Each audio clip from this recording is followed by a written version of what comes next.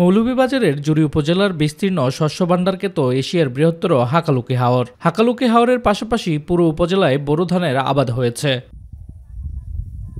গত বছর ব্লাস্টার রোগের আক্রমণে ফলন ভালো না হলেও এবার আবহাওয়া অনুকূলে থাকায় পুরো হাকালুকি জুড়ে হয়েছে বোরো ধানের বাম্পার ফলন। বাম্পার ফলনে কৃষকের মুখে হাসি ফুটেছে। এবার খুব ভালো ধান হয়েছে। ধান তো ফলন পাইছি বেশি, ঠিক আছে, কিন্তু ফলন পাইলেও তো আমরা এই খরচ দিয়ে গেছে কাবার দিতে পারতাছি না।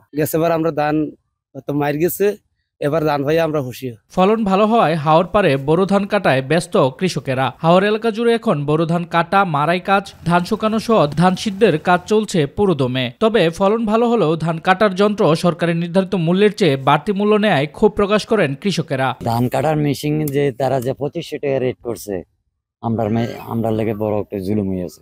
এই সিজনে আমরা গাড়ি দিয়ে যদি ধান কাটতাম পারি তো আমরা একটা সহজ হয়। বোরো ধান চাষে উঠান বৈঠকের মাধ্যমে কৃষকদের সকল ধরনের পরামর্শ ও সহযোগিতা, বিনামূল্যে সার, বীজ, কীটনাশক দেওয়া হয়েছে বলে জানিয়েছে কৃষি বিভাগ। ব্লাস্ট, শিলাবৃষ্টি এবং প্রাকৃতিক দুর্যোগ না থাকায় এবার ফলন খুব ভালো হয়েছে এবং কৃষকরা ভালো দাম পাবে আমরা প্রত্যাশা করছি। তাদেরকে নিয়মিত পরামর্শ প্রদান এবং ব্লাস্ট রোগ নিয়ে সচেতনতামূলক প্রোগ্রাম করেছি।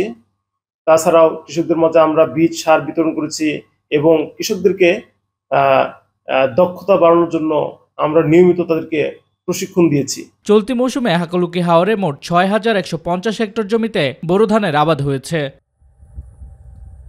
শামস তাবরিজ উচ্ছ্বাস, মাই টিভি নিউজ ডেস্ক।